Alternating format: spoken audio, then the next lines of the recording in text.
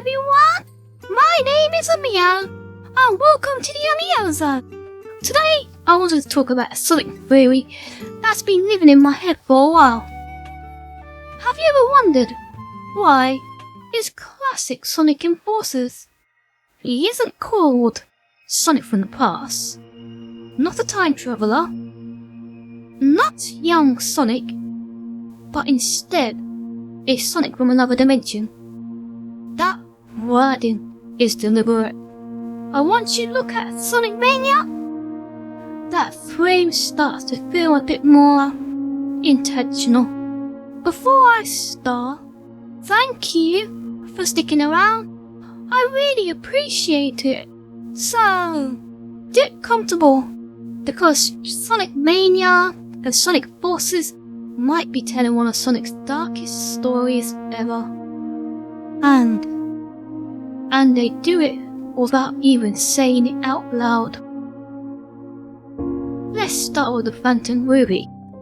In Sonic Forces, it's described like this: a weapon that takes control of people's visuals and depth perception, feeding false information to the brain, creating a new reality.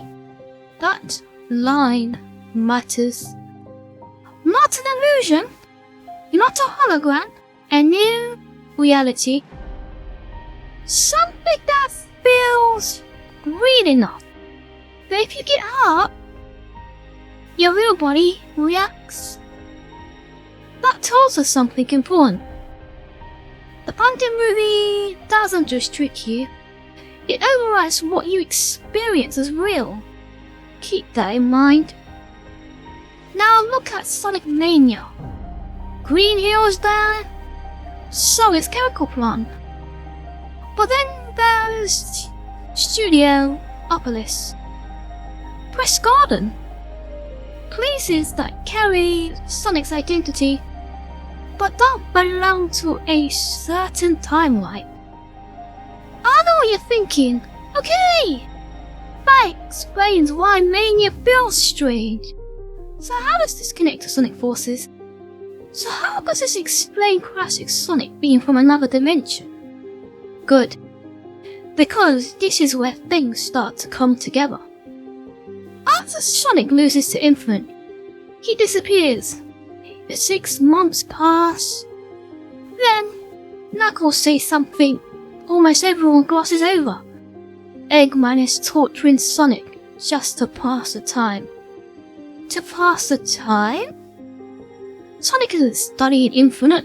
He isn't learning how the tower works. He's enjoying something. That doesn't make sense. When Sonic fights Infinite the second time, he still doesn't understand what's happening. He asks us questions, and it's Shadow, not Sonic, who explains Infinite's power. A virtual reality projection, replicas, things with mass and form, but no heart and no soul. And that's when it comes clear.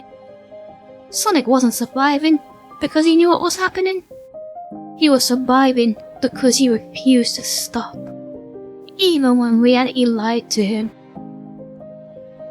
Now, here's a detail that makes this theory work. The Phantom Ruby is found on Angel Island. That's not random. Angel Island has always been a place where ancient power is sealed away. The Master Emeralds, ancient shrines and murals, chaos energy. Eggman knows this. So if Eggman is searching for power capable of altering reality itself, Angel Island is exactly where he would look. And this isn't just legacy logic.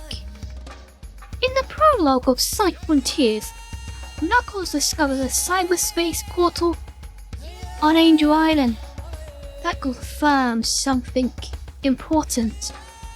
Angel Island is still connected to systems that bend and precede space and reality. So the Phantom Ruby being there isn't coincidence. It's continuity. how Sonic Mania begins. Sonic isn't captured. He isn't caught guard. He's brought to Angel Island the same way he always is, by Tails. That matters. If Eggman is constructing a reality that needs to feel authentic to Sonic, the opening has to be familiar. Angel Island is where Sonic expects danger, where he expects Eggman. So when Eggman discovers the Phantom Ruby there, Sonic doesn't question it. And the moment the Phantom Ruby activates, reality shifts. Green Hill, familiar rules, a world that feels like Sonic's past, but isn't the past. It's a world built from Sonic's memories and Eggman's control. Sonic remembers the place. Eggman edits the layout. That's why Mania feels stitched together. Because it is. And this is where it turns dark. Because Tails is there. Not just at the start, but throughout. And that isn't the real Tails. It's a Phantom Ruby Tails. A version pulled straight from Sonic's mind. Because everyone understands something about Sonic. Sonic acts fearless, but his heart is tied to his friends. So, Eggman gave him a world where his friends would never leave. Because the more Sonic sees them, the more real and the prison feels. This isn't mercy, that's control. Sonic fights the hardball heavies. They feel familiar, but they aren't new enemies. They're Eggman's machines, reshaped by the Phantom Ruby. Sonic keeps winning. Sonic keeps running. He keeps collecting Chaos Emeralds. And while Sonic's thinking he's making progress, Eggman is just watching, letting him burn energy, letting him believe. Here's what Eggman doesn't calculate. Chaos Emeralds can turn thoughts into reality. So when Sonic collects all 7 Chaos Emeralds inside the Phantom Ruby construct, something breaks. Chaos energy pulls back. And when the Chaos Emerald mixes with the Phantom Ruby energy, part of that constructed world becomes real. That's classic Sonic. Not the past, not the time travel. A memory made physical. A Sonic born from another reality. That's why Sonic Forces called him a Sonic from another dimension. Because he literally is. When classic Sonic arrives in the modern world, what's the first thing he does? He runs straight to the fight. And who does he connect with first? Tails. Because even as a construct, his instincts are the same. Find Tails, protect Tails, which makes it even darker. Because Eggman used that bond to keep Sonic trapped. When the Phantom Ruby is destroyed, classic Sonic disappears. And Sonic says, I'm sure we'll see him again. Not goodbye, just later.